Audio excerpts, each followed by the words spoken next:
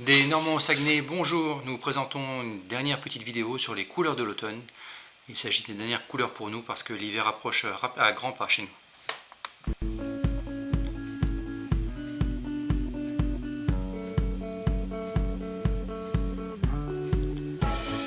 Nous avons pu profiter d'un second week-end avec de belles couleurs, nous vous partageons, nous ne pensions pas avoir l'occasion de pouvoir vous prendre de telles images, mais puisque nous avons réussi à saisir de belles images, nous vous les faisons partager. Pour commencer, nous vous emmenons à Sainte-Rose-du-Nord, qui est l'un des plus beaux villages du Québec. Ils sont une dizaine de villages réunis au sein d'une association des plus beaux villages du Québec. C'est un petit village qui donne directement sur le fjord du Saguenay. Il est situé à 35 minutes, 37 minutes exactement, dit Google, pour aller sur place. C'était un petit village, puisque la directrice de l'école est la même directrice que celle de l'école de Nathan, et qu'elle nous disait que de la première année de maternelle jusqu'à la dernière année de primaire, c'est-à-dire la fin de la 6e pour nous en France, il n'y a que 12 élèves.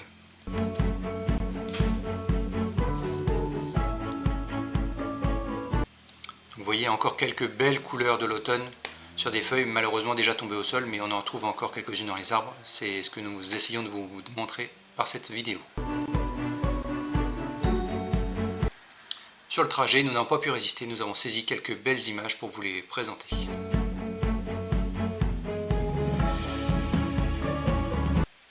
Comme toujours, vous pouvez remarquer un lac au premier plan. Ici, des lacs, il y en a partout.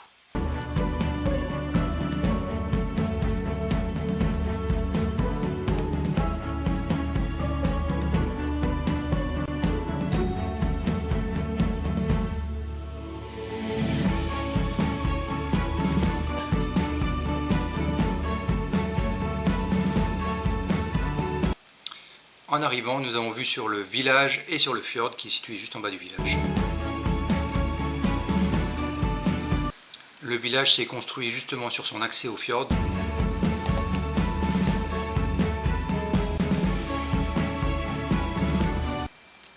pouvez voir que de chaque côté, ce sont des grandes falaises qui vont entourer le village, qui est un village assez rural malgré tout. Et voilà, pour une fois, je peux vous présenter des vaches canadiennes qui ressemblent quand même beaucoup aux vaches européennes.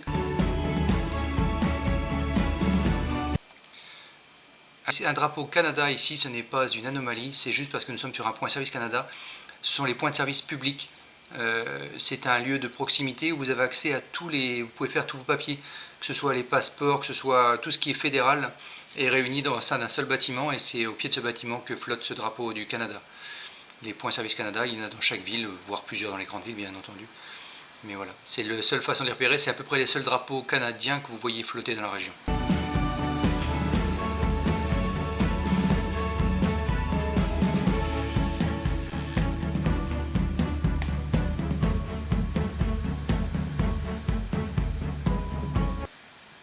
Vous voyez quand même que beaucoup de feuilles sont déjà tombées malheureusement.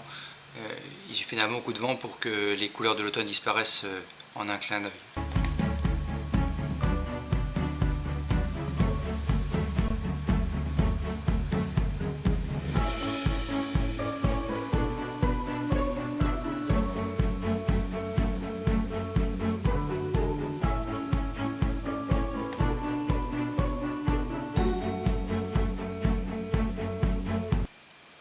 Donc vous voyez trois arbres quasiment côte à côte, un qui est rouge flamboyant, un autre qui est orangé, et juste sur la gauche on aperçoit qu'il y a encore vert et puis un jaune même entre les deux.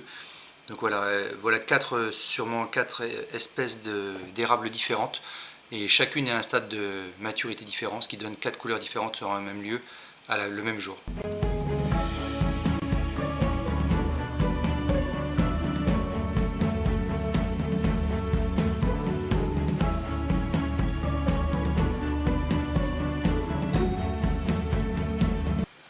Voilà une petite photo panoramique qu'on a pris un petit peu pour vous présenter le village avec son environnement autour. Vous voyez que c'est relativement montagneux autour.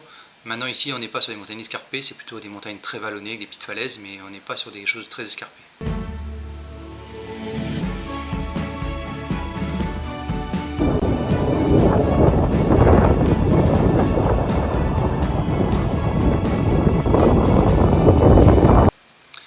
Vous avez pu voir juste avant que le village s'est construit le long de la route. Ici, la plupart des gens habitent le long des routes.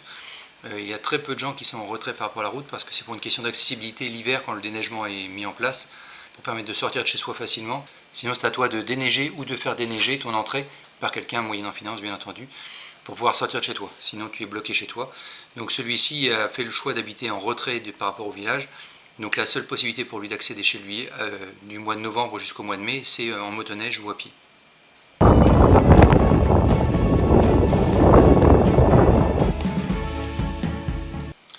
Puis nous sommes montés au Belvédère au-dessus du village.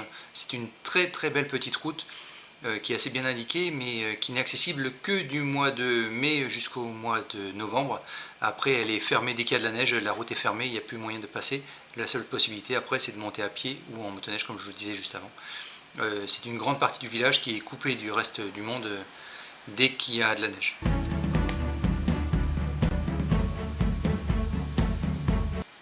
Ici l'art précolonial est quand même très présent et on peut le voir notamment sur ces deux totems qu'il y a de chaque côté de l'entrée du chemin qui permettent d'accéder au belvédère.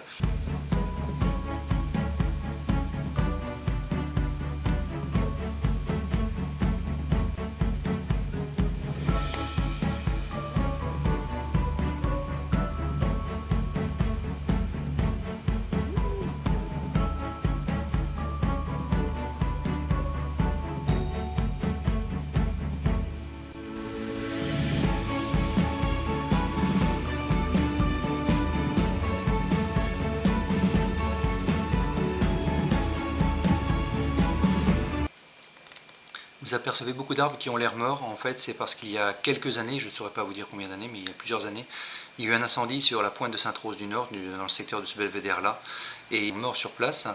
Et dans le coup ils ont sémé et donné beaucoup de petites graines qui ont germé, il y a plein de jeunes arbres qui sont en train de pousser, mais en attendant ça fait une forêt un petit peu de bois mort.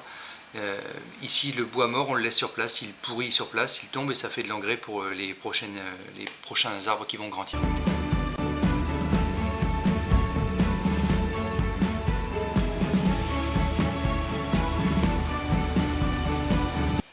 Je suis désolé, j'ai pris beaucoup de vidéos sur le Sainte-Rose du Nord, vous verrez qu'il y avait beaucoup de vent ce jour-là et que malheureusement c'est assez sonore dans les vidéos, je m'en excuse.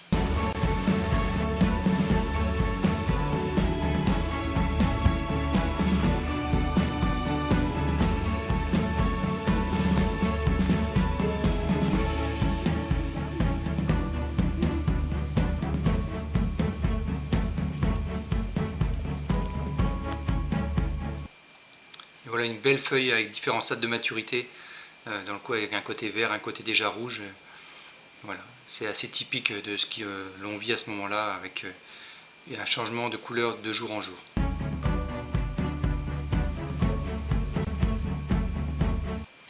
Pour accéder au belvédère, trois solutions possibles. Vous avez un chemin facile, un chemin moyen et un chemin difficile. Le chemin facile est accessible à toutes les personnes qui n'ont pas de difficulté à marcher. Il y a quelques cailloux à monter, mais ce n'est pas plus compliqué que de monter une marche. Donc n'importe qui peut y accéder. Vous avez un belvédère, tout en gravier, c'est très bien fléché, il n'y a aucun problème. Le chemin moyen et difficile sont un petit peu moins bien fléchés, on y reviendra un peu plus loin. Le moyen reste accessible si vous êtes en bonne condition. Le difficile, il y a des descentes à faire accrocher à des cordes, des montées qui sont un peu plus glissantes. Voilà, ça demande d'être un petit peu plus sportif pour accéder au difficile, mais les trois sont quand même accessibles à la majorité des gens.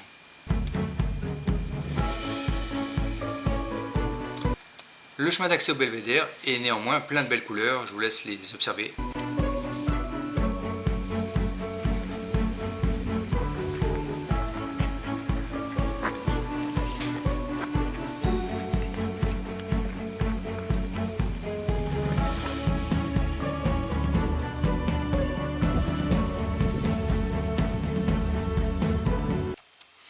pouvez voir, on était bien emmitouflés, c'était un des premiers jours où on a eu froid.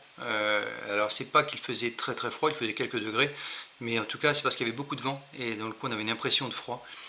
Après en marchant, en se réchauffant, on n'a finalement pas du tout souffert du froid, mais en sortant de la voiture on trouvait qu'il faisait un petit peu frais.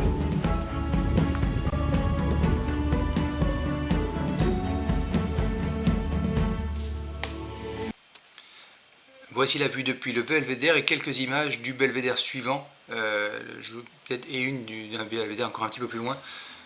Voilà, qui sont un petit peu moins simples d'accès, mais qui restent accessibles néanmoins si en y allant doucement. Alors, vous pouvez voir que le fjord moutonne beaucoup, même pas très très large, il fait moins d'1 kilomètre de large. À vue de nez, hein, j'ai pas mesuré, mais ça fait, j'ai envie de dire, à peu près 1 kilomètre de large.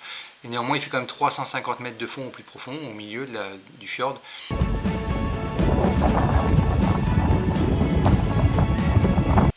Le débarcadère qu'on aperçoit juste en bas, il vient d'être caché à l'instant par un arbre. C'est un pont qui permet à une navette quotidienne de relier Saguenay à Sainte-Rose-du-Nord. C'est peut-être un petit peu plus long, mais en tout cas, ça va être très très beau de faire cette traversée depuis l'Abbé, le village de l'Abbé qui appartient à Saguenay, jusqu'à Sainte-Rose. Et puis après, c'est une navette qui va beaucoup plus loin encore dans le fjord, mais qui relie quotidiennement, voire 2 fois ou 3 fois par jour, les villages de Sainte-Rose et de Saguenay.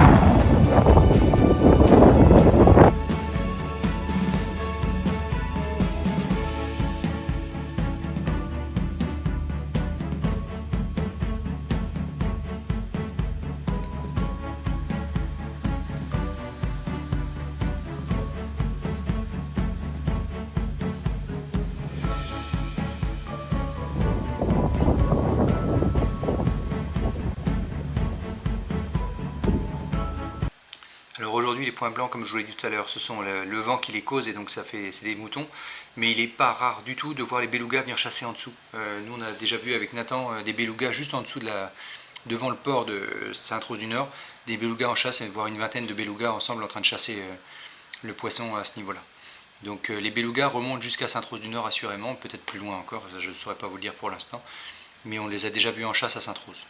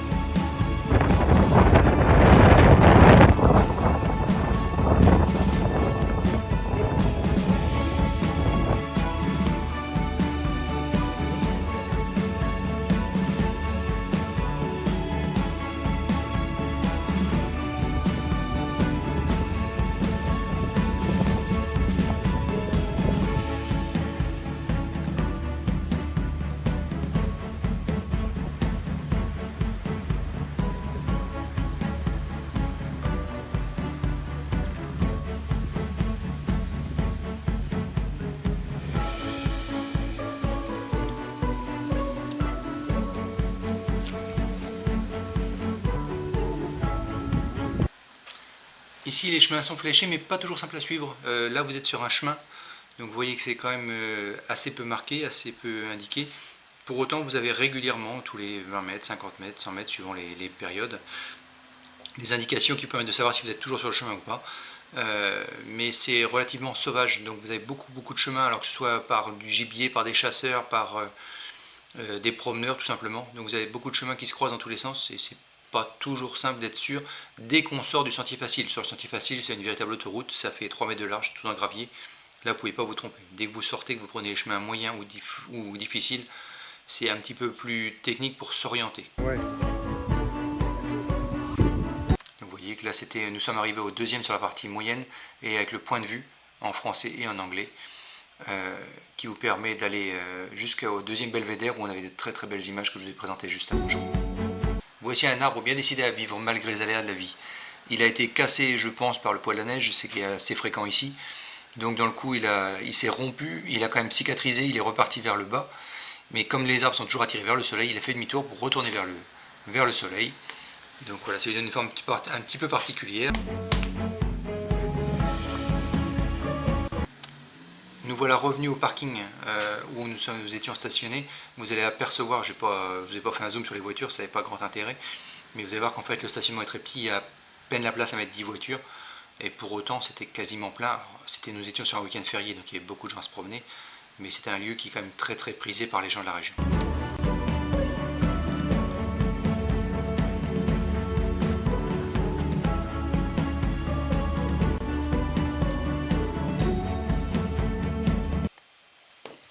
Puis nous avons quitté le belvédère de Sainte-Rose-du-Nord pour retourner vers le village qui est situé juste en dessous. On vous laisse admirer les couleurs lors de descente vers le village. À mon sens, ce sont les plus belles couleurs qu'on ait vues sur ce secteur-là.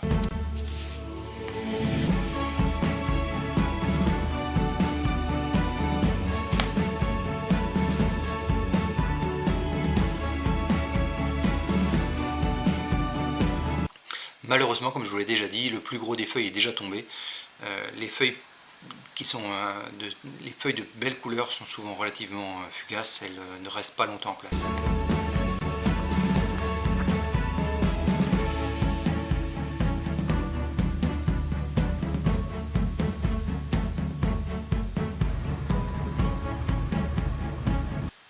C'est cette petite route là dont je vous disais qu'elle n'est ouverte que durant la belle saison.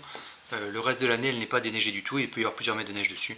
Donc la seule possibilité pour les gens qui habitent par là, parce qu'il y a quand même un certain nombre de personnes qui habitent en haut de cette route-là, c'est d'accéder en motoneige. Donc ils laissent leur voiture au village et ils montent en motoneige jusque chez eux.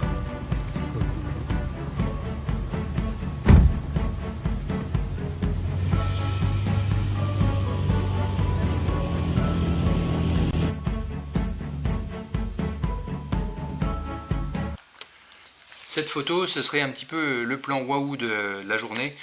C'est vraiment le plan typique de la région. Alors vous apercevez au loin devant le fjord à travers les arbres. Derrière ça, vous avez en premier plan les belles couleurs de l'automne et au milieu, en bas, vous avez la balancelle qui est vraiment un objet emblématique de la région. Alors, je ne me permettrai pas de dire si c'est pareil aux États-Unis ou au reste du Canada parce qu'on ne le connaît pas pour l'instant. Mais en tout cas, au Québec, c'est quand même très répandu. La plupart des maisons ont ces balancelles-là. Il s'agit de 2 bancs avec un toit au-dessus et dans lequel les gens vont discuter, vont boire un thé, boire un café. Et donc les sièges sont posés sur des petites roulettes et qui sont posés sur des rails inclinés, ce qui fait qu'en fait vous poussez une première fois et puis vous montez et descendez et ça fait comme une balançoire exactement. Et ensuite les gens se balancent comme ça pendant le temps qu'ils veulent, mais ça peut durer des heures, tranquillement avec vue sur le fjord. Voilà, c'est vraiment l'image à retenir de la journée.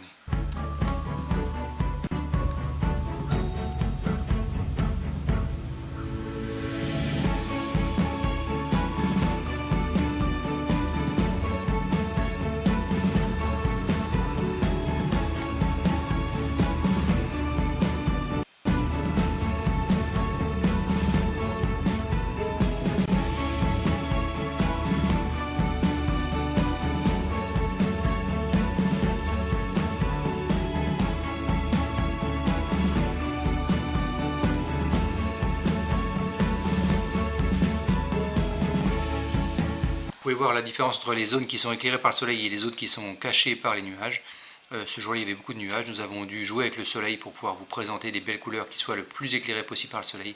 Parce que dans ces cas-là, les couleurs sont flamboyantes. Dès qu'elles sont atténuées par les nuages, ça devient tout de suite terne.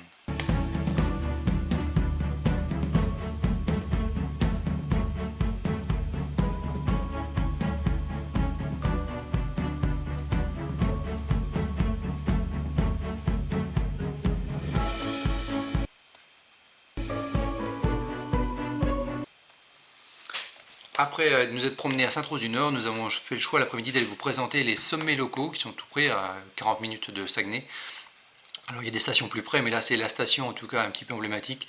C'est une station qui est réputée pour la qualité de sa neige et pour son enneigement. On en reviendra un tout petit peu plus tard dessus. Et vous montrer un petit peu les couleurs de l'automne, mais malheureusement c'est en altitude, même si c'est pas très haut ici, on monte à 1000 mètres à peu près d'altitude. Mais donc dans le coup, il y a quand même beaucoup moins d'érables et on tombe plus sur uniquement des résineux, donc assez peu de couleurs d'automne.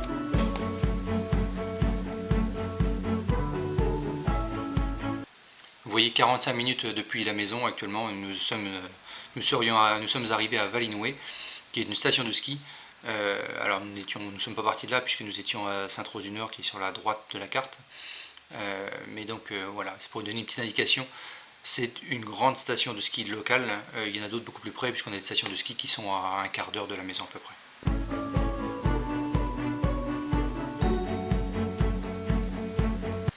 Sur la route, nous n'avons pas pu résister, nous avons pris quelques images que nous vous avons partagées.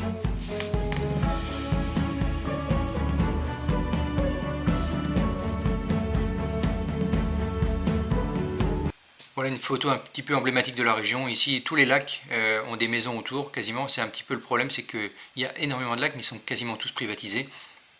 C'est pas forcément apparemment très simple. On a des amis pêcheurs qui nous disent que c'est pas simple de trouver des endroits pour aller pêcher. Parce que la plupart des lacs sont bordés par des maisons. Ici, ce qu'on appelle souvent des chalets, la plupart sont des chalets 2 saisons ou 3 saisons, c'est-à-dire réservés pour l'automne, l'été, l'automne, ou bien printemps, été, automne. Quelques-uns sont des chalets 4 saisons équipés pour pouvoir y vivre même l'hiver, mais la plupart du temps ce sont des maisons dans lesquelles ils viennent habiter uniquement pour la fin de semaine, ce qu'on appelle en France le week-end. Et donc les gens viennent là et ils ont leur ponton personnel qui leur permet d'aller sur le lac, même si le lac n'est pas très grand, permet d'aller faire un tour de kayak, un tour de pédalo, un tour de bateau. Voilà. Là ce sont des pontons fixes, la plupart ont des pontons mobiles puisqu'ils peuvent les rentrer quand le gel arrive, et donc ils replient les pontons et ils les rentrent chez eux.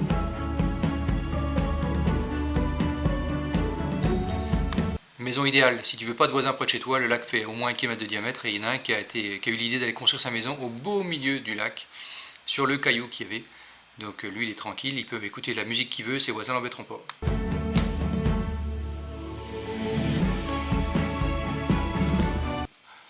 Je vous fais grâce de la route de montagne, nous sommes arrivés assez rapidement à la station de ski de Valinoué.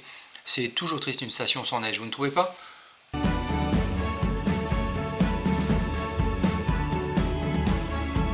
Comme je vous l'ai dit, il y a assez peu d'arbres, vous apercevez sur la droite 3 ou 4 érables qui sont bien jaunes, le reste ce ne sont que des résineux. Voilà, vous voyez légèrement à droite en bas de l'image, vous apercevez encore un érable, mais le reste ce ne sont que des résineux. Vous apercevez par contre les stations, les remontées mécaniques et les pistes de ski qui sont tracées directement dans la montagne. Valinoué est une station assez réputée puisque dans le coup il n'y a aucun enneigement artificiel. Ici la neige est présente du mois de novembre jusqu'au mois de mai, et donc il neige en moyenne 6 mètres de neige par an, sachant que là, dès le début novembre on est dans les périodes de gelée, et donc les neiges vont s'accumuler pour offrir plusieurs mètres de neige tout l'hiver. Donc les amoureux de la neige naturelle viennent facilement ici pour skier parce qu'ils sont sûrs de n'avoir aucune neige artificielle. Mais le ski ce n'est pas que Valinoué, c'est aussi le Mont Valin qui est un CEPAC, c'est-à-dire un parc régional qui comporte et qui est surtout réputé pour la motoneige que vous voyez à l'écran.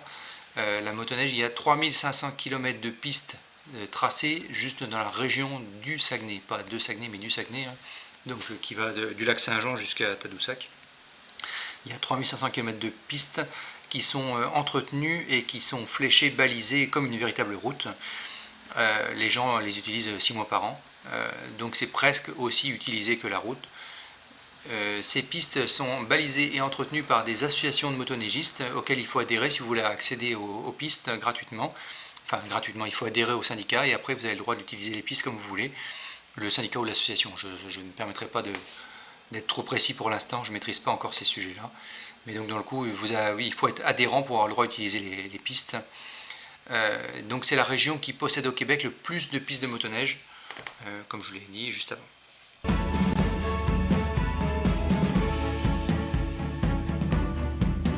Mais nous ne pouvions pas passer à côté du parc du Mont Valin sans vous le présenter un tout petit peu. C'est un très grand parc, donc on a vraiment juste traversé un petit bout, mais en tout cas c'est un parc qui est très très réputé comme un lieu de promenade et de ski de randonnée. Ici, énormément de gens viennent faire du ski de randonnée, c'est-à-dire du ski alpin, mais où vous avez des fixations qui se déverrouillent pour permettre de monter avec les skis aux pieds avec des pots de phoque, et puis arrivé en haut, vous enlevez vos pots de phoque, vous clipsez vos fixations et vous redescendez à ski, puisqu'il n'y a pas de remontée mécanique sur la région du parc du Mont Valin, je crois. Donc dans le coup, les gens viennent surtout faire du ski de montagne, du ski de randonnée, et donc c'est la région en Amérique du Nord où il y a le plus de neige. Il est tombé en 2022 à environ 10 mètres de neige. L'enneigement moyen entre 6 et 10 mètres, mais 10 mètres c'est quand même une année plutôt record en 2022.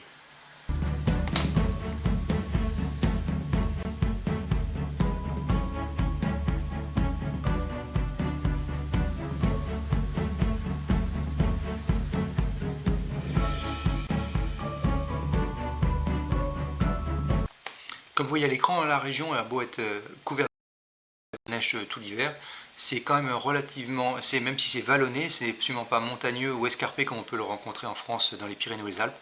Et ici c'est vallonné, on est plus proche du Massif central, on est sur une région qui a été glaciaire, qui a été façonnée par les glaciers qui ont fondu au fil des millénaires.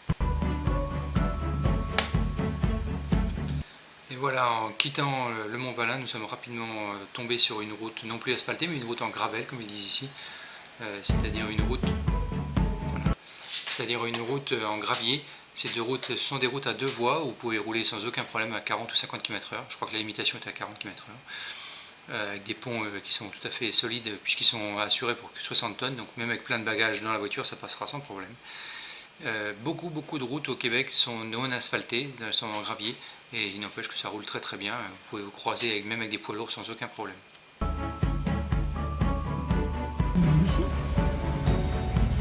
Ça vous émerveille ou pas? Vous pouvez voir que ça vibre un petit peu plus, mais après dès que vous roulez ça pose aucun problème.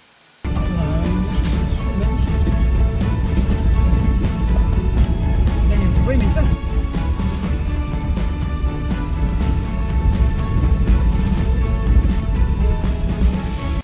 Vous voyez qu'on est redescendu un petit peu de l'altitude et que d'un coup on retrouve des érables et des couleurs d'automne ici aussi.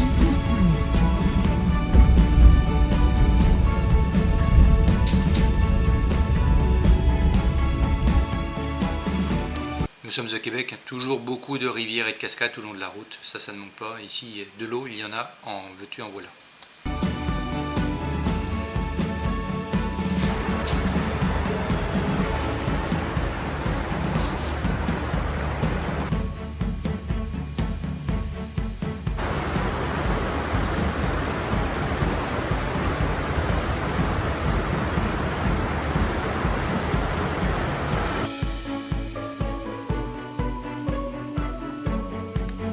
Nous avons fini cette journée de promenade dans les montagnes locales en descendant sur la réserve faunique de Saint-Fulgence, où sont regroupés actuellement énormément d'oies qui migrent donc du pan nord canadien vers le sud. Donc je vous laisse regarder et puis écouter, vous allez voir, on avait beau être loin d'elles, on les entend quand même relativement bien.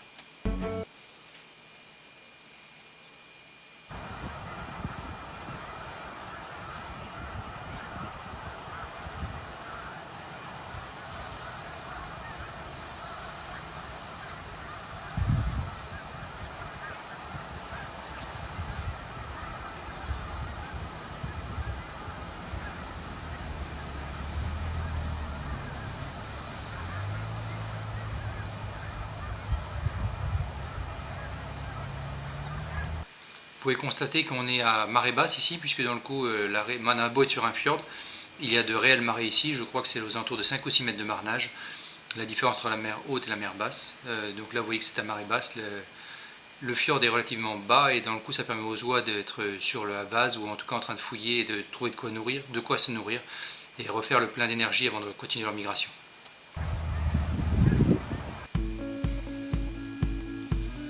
Nous avons profité du lundi chômé de Thanksgiving pour nous promener à Chicoutimi-Nord où nous allons déménager dans quelques semaines.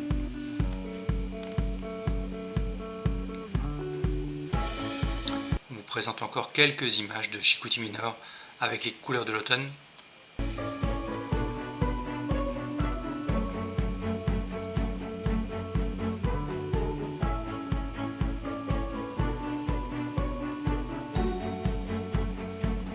Puis nous sommes allés nous promener dans le parc de la Colline, qui est un très grand parc aussi, un petit peu moins organisé que n'est le parc de la rivière du Moulin, mais en tout cas c'est un parc très bien indiqué, avec beaucoup de chemins possibles, vous allez voir ça dans quelques instants. Voilà, comme partout ici, dès que vous arrivez sur un parc, alors un parc c'est une grande espace forestier ici, nous ne sommes pas sur une aire de jeu, ça fait des dizaines et dizaines d'hectares.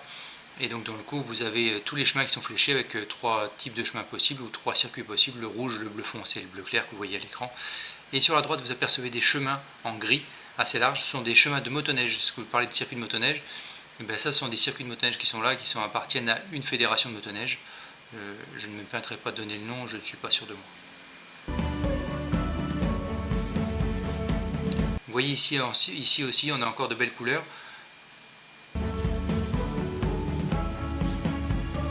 Alors voilà, depuis tout à l'heure je vous présente des arbres qui ont de superbes couleurs et vous en avez plusieurs devant vous à l'écran. Avez-vous une idée de l'espèce d'arbre qui est présente actuellement à l'écran? Ce sont des arbres presque blancs avec des gros points noirs marqués partout. On les confond souvent avec un autre. Je vous laisse chercher un petit peu et je vous donnerai la réponse dans quelques instants.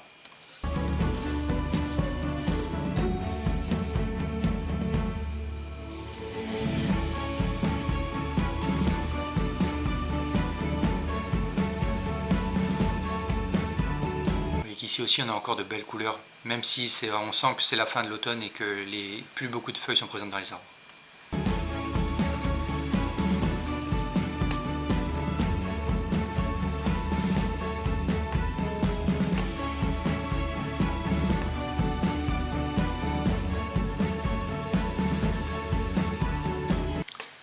Alors l'arbre dont je vous parlais, on en voit un bel exemple juste à gauche de la photo. Ce sont des peupliers trembles. On les confond très souvent avec les bouleaux, mais le bouleau lui va peler, va avoir la peau qui pèle d'un bout à l'autre, l'écorce qui pèle d'un bout à l'autre, alors que le peuplier ne tremble pas du tout. Il est plutôt gris clair, mais quand on regarde de loin on a l'impression qu'il est blanc. Il est gris clair et c'est la famille des peupliers. Donc le peuplier tremble est un arbre qui est très très présent ici, mais le bouleau aussi. On les confond souvent, mais une fois qu'on a vu la différence au niveau de l'écorce, on les repère du premier coup.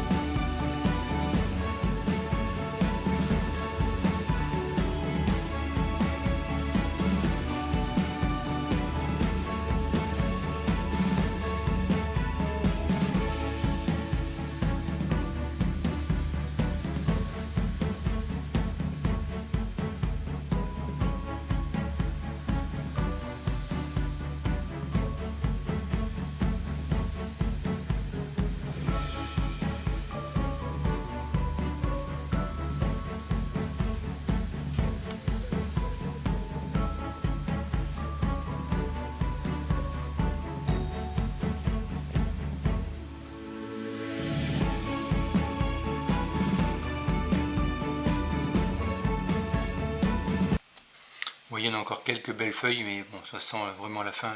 On sait qu'il n'est plus qu'une question de jours avant que plus aucun arbre n'ait de feuilles.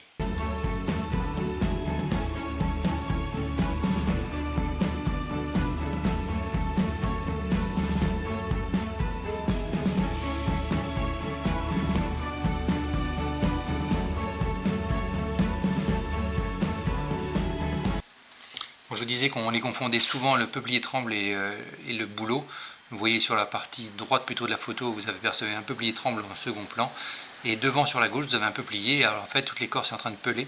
Il faut savoir que tous les arbres, en grandissant, forcément leur peau a besoin de s'étirer. La plupart des arbres, en fait, ils fendillent et ça fait comme des gerçures. Ça cicatrise entre chaque, c'est ce qui fait que la peau peut se permettre de s'étirer au fur et à mesure. Alors que le bouleau, lui, la peau ne peut pas s'étirer, donc à chaque fois qu'il grandit, la peau éclate et une nouvelle peau plus grande pousse dessous.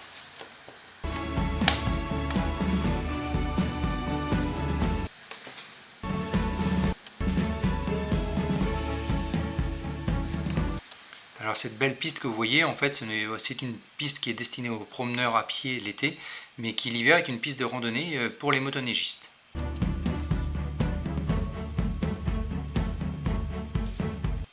Donc voilà un autre exemple de cette même piste. Vous apercevez sur la droite, au milieu de l'image plutôt, sur la partie droite du sentier, pour nous, on est à l'envers, on aperçoit un panneau de dos.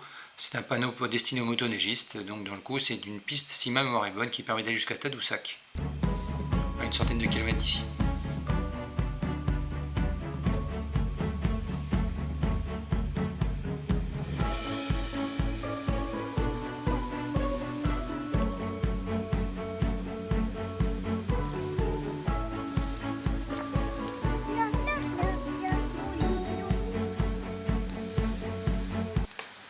Maintenant, l'automne tire à sa fin, Halloween pointe le bout de son nez pour cette semaine.